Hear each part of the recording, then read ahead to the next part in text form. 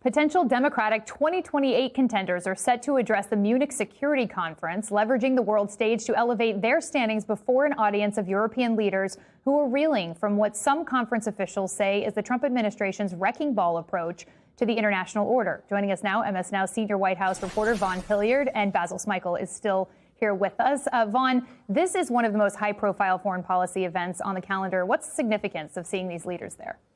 It's significant because almost in effect, the opposition party in the United States is going overseas to Europe and speaking out as partners of transatlantic partnerships. I think this is key, in contrast to just 3 weeks ago when we saw California Governor Gavin Newsom head out to Davos and effectively seek to try to almost mock the appearance of Donald Trump. But the current American president's high stakes effective distancing of U.S. coalitions and partnerships and the threat to take over Greenland really marked a heightened concern of European allies about the long-term relationship that they will have with the United States. That led to the Chancellor of Germany just today saying that no longer can Europe assume that America's power alone will be enough to sustain Europe's defenses. And that's where I think that seeing Gavin Newsom there, but also Michigan Governor Gretchen Whitmer, Ruben Gallego, the senator out of Arizona, and Alexandria Ocasio-Cortez out of New York, essentially try to fill that void left by the Trump administration in terms of its assurances of the United States' long-term consistent reliance or allegiance to alliances, I think is notable. I want to let you listen to Alexandria Ocasio-Cortez there just a few moments ago in Munich.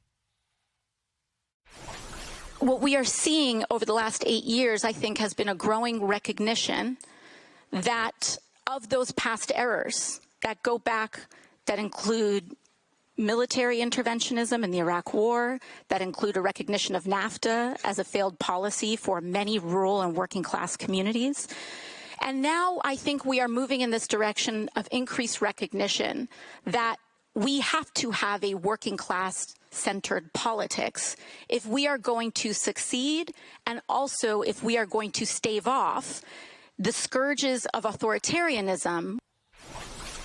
And of course, here ahead of 2028, there are still 3 years left of this administration. We are still well more than a year before any of these individuals you could anticipate announcing their own would-be presidential bids. But this is a moment here where, especially coming out of Davos, that there was an understanding within the Democratic Party of the need to provide assurances to European allies that there is a future in which America will be there to financially and militarily and structurally support NATO and the United Nations, and that well beyond a would-be Trump administration, that some of these individuals, if they were to serve in the capacity of the White House themselves, would be on the front lines of restoring those assurances that over the course of the last 12 months have really caused fraught tension and relationship between the United States and their longtime partners.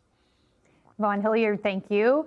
And Basil, just how important is it for presidential or potential presidential hopefuls to carve out their foreign policy agenda now, so far ahead of 2028? Well, in the past, I would say not so much, but now actually it's really important. And there's precedent for this. First of all, I'm glad to see AOC, who represents the Bronx, and me, a Bronx kid, out on that world stage speaking the way she is. A very proud moment.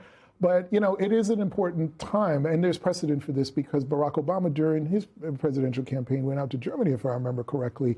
And part of the message was to try to unite the world after the financial collapse at a point where it seemed potentially that America was kind of going to drift away. It was a speech meant to unite. And I think that's what you're seeing Democrats do here again. At a time when President Trump said he was going to be isolationist, which you may agree or disagree with, but the belief among his supporters was that he would focus on them. He didn't do that. And he's going out across the world and destroying our alliances. So to Vaughn's point, this is about restoration. It's about restoring America's place in the world, but it's also saying that if the United States is 5% of the world's population, 85% or more of our customers are going to be elsewhere, that we have to re-establish those alliances politically, in terms of security and economically. There are those out there who believe that he's forced Europe to come to play when it comes to defense spending and others. Well, we are going to see how all of this bears out. Basil Smykel, appreciate you.